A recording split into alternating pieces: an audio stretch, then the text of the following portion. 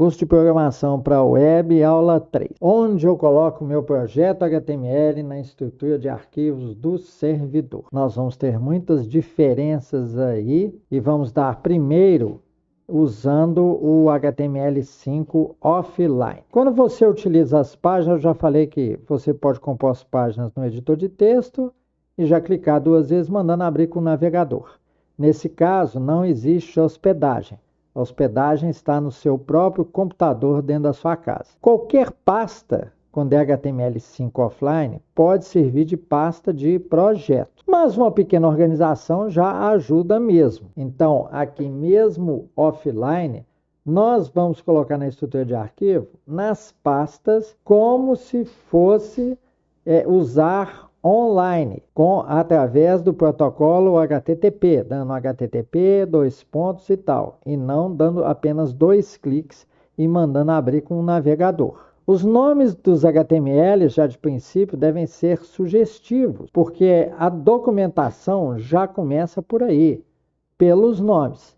Então aqui nós temos um hall de nomes, e isso aqui é um tipo de nomenclatura que vocês já devem se acostumar, utilizando mnemônicos. Por exemplo, meu HTML, a primeira letra da palavra com letra maiúscula, tá? A mesma coisa aqui, ó, meu HTML, ponto HTML. O corpo, então no caso de um artigo, né, das palavras que só tem uma letra na língua portuguesa, você complementa para não ficar colado, tá? E porque você está esperando que tenha uma maiúscula e minúsculas depois, você pode utilizar o underline. Não utilizem o sinal de tracinho, o menos, tá? O sinal de menos. Por exemplo, aqui também, cadastro de fornecedores. K de forne, já faz pequeno. Por quê? Porque você ainda vai ter as versões na frente. Por exemplo, K de forne 1, ou então K de forne mate para cadastro de fornecedores de materiais. Então, como você está esperando o crescimento do nome, ou nomes derivados, tá? Utilize mnemônicos e abreviados. Mesma coisa aqui, réu vendas, relatório de vendas. Então, você coloca réu vendas 9 de novembro de 2023. O ano. Pode também separar o tempo aqui do nome com um underline. Fica a escolha de vocês.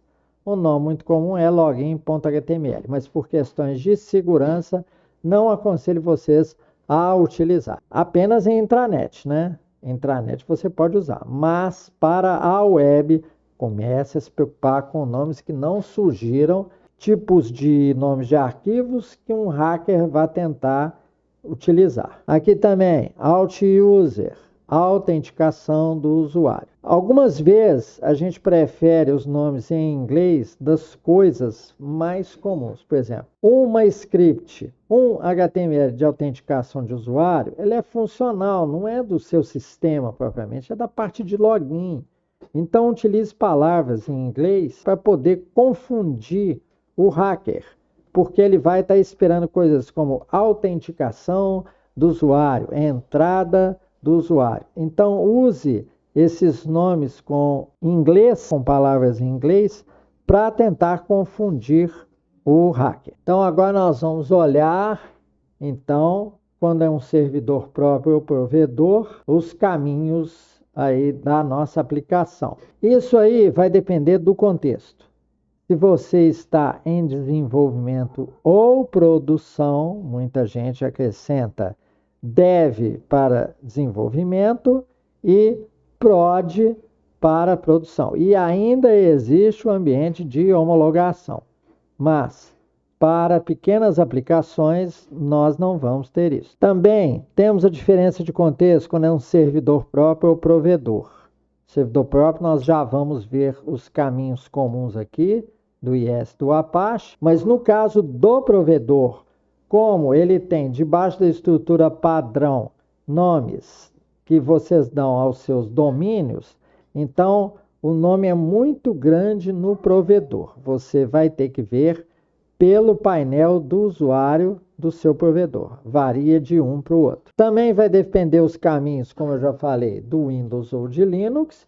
E ainda no Windows vai depender se for um IS ou um Apache. Então vamos à prática. Olha, temos um pequeno HTML de teste aqui, não está com tudo que eu desejava, né? Queria colocar as tags meta e tal, mas não quero confundir a cabeça de vocês, porque o problema agora é discutir aspectos de execução, de localização, etc. Então, você vai colar esse fonte num arquivo de texto, vamos ver onde que nós vamos salvar e que nome de arquivo que nós vamos utilizar.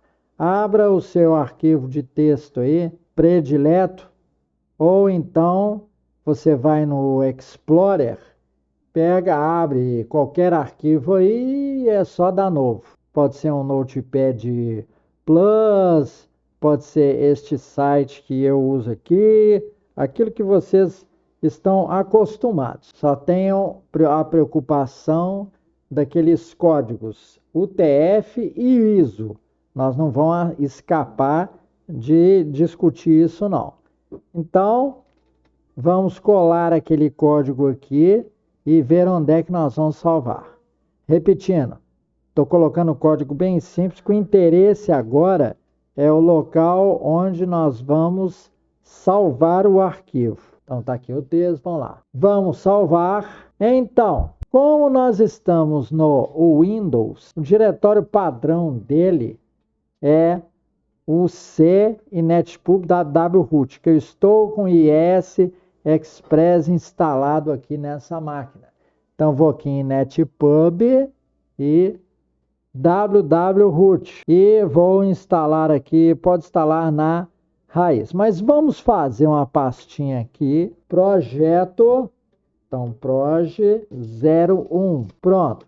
Entramos na pasta e descarregamos essa página aqui. Vamos colocar como se fosse index.html, é o arquivo padrão. Só que é claro que no ambiente de produção e na internet, você não vai usar index para que um hacker não saiba, não tenha pelo menos essa base para o ataque dele. Saber que os arquivos default do sistema de entrada são index.html, ou index.php, ou index.jsp, ou index.asp e assim por diante. Então, vamos salvar ele aqui.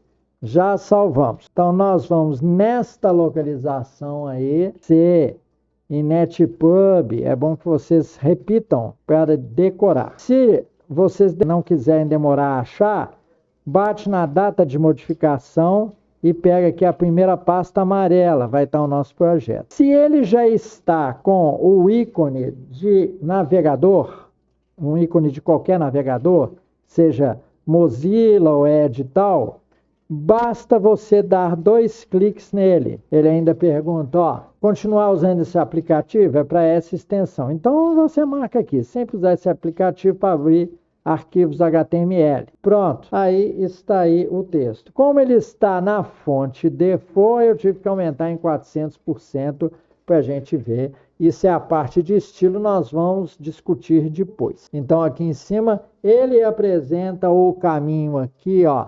Vou colar para vocês verem.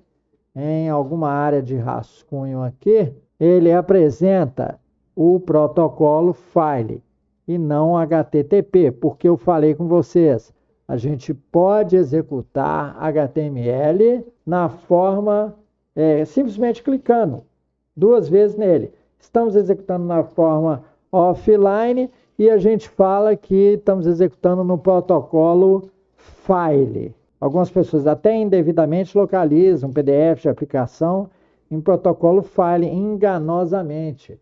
Tá? O programador que está começando às vezes, ele faz isso, ele vê que está nesse caminho, aí ele cola o caminho ali e não está nem aí. Então, vocês vão ter que sempre monitorar os seus estagiários, as pessoas que estão aprendendo, falar com ele. Não, você tem que usar um caminho do servidor, de acordo com o servidor que você está usando, IS ou Apache.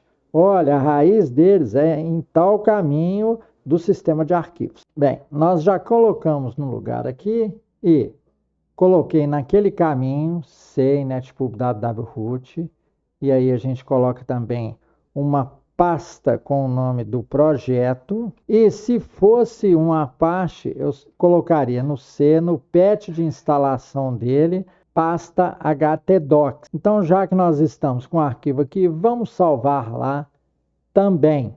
Então, vamos dar um save as. Eu instalei no CAP, eu tenho esse macete. Quando é um software que eu quero saber o caminho, e ele assim não pertence muito ao Windows, não depende muito de objetos, eu coloco nesse AP que seria o abreviatura de arquivos de programas, só que meu, né? E com as minhas permissões. E coloco também a versão, né? Apache 2.4, então botei a pasta Apache 24 e aqui dentro está a pasta htdocs.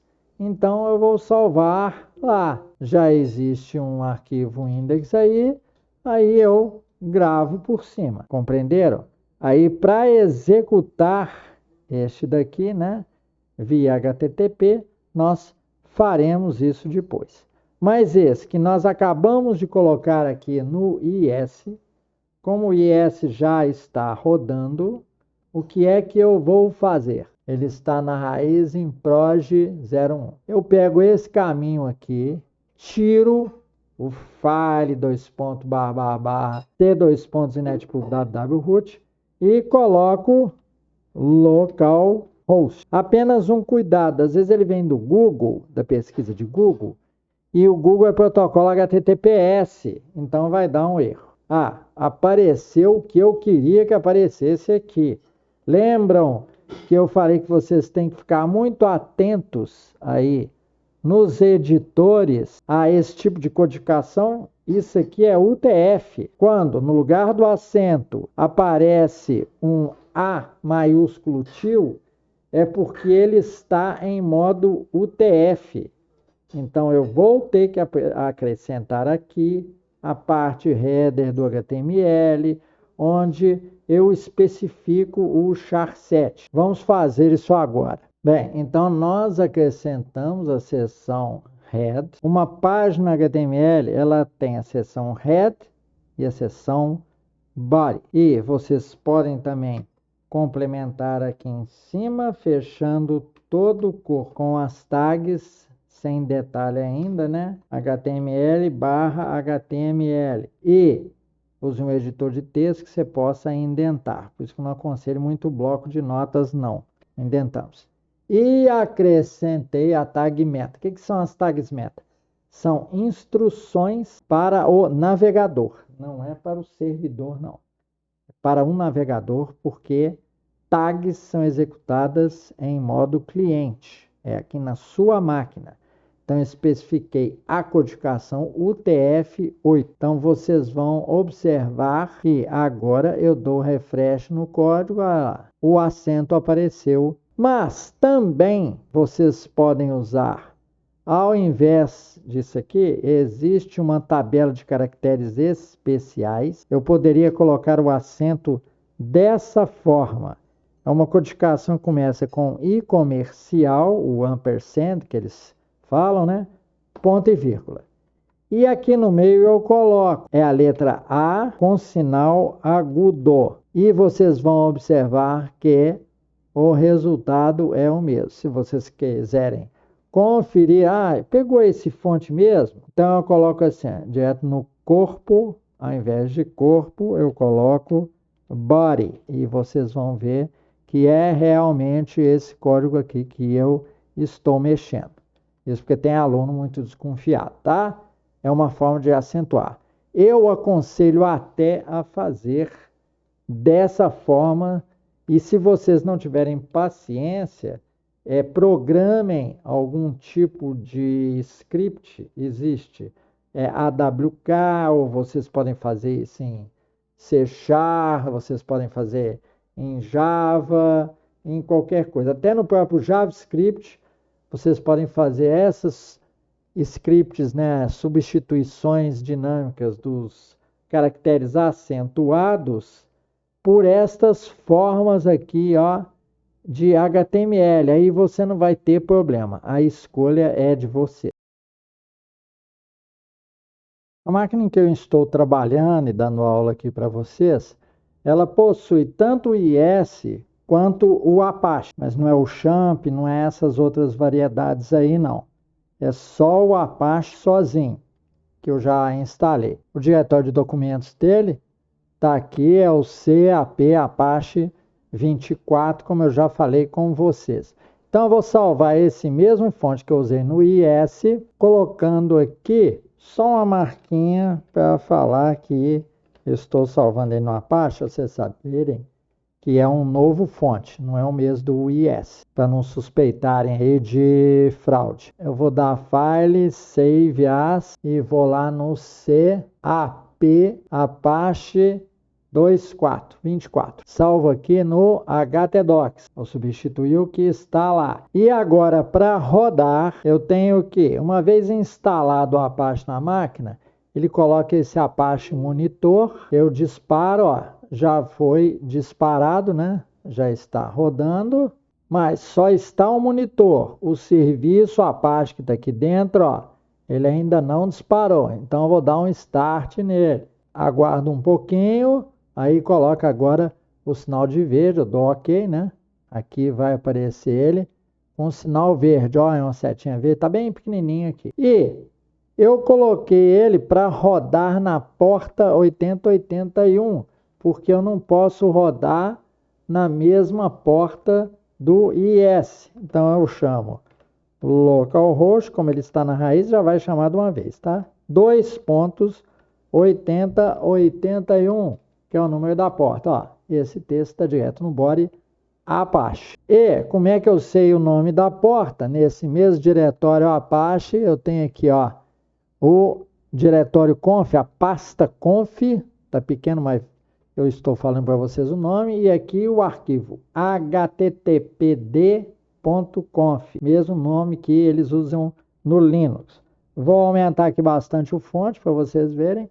Logo aqui nas primeiras linhas, ele tem a porta onde está sendo dado o listen. Então essa é a forma de disparar no Apache, e é a estrutura também, né, de diretórios, para você ter o Apache no Windows. No Linux é quase o mesmo endereço, só não é C dois pontos, é a partir daquela estrutura de barra. Então essas são as pastas e os caminhos para se colocar páginas HTML, protocolos para offline e execução via protocolo HTTP.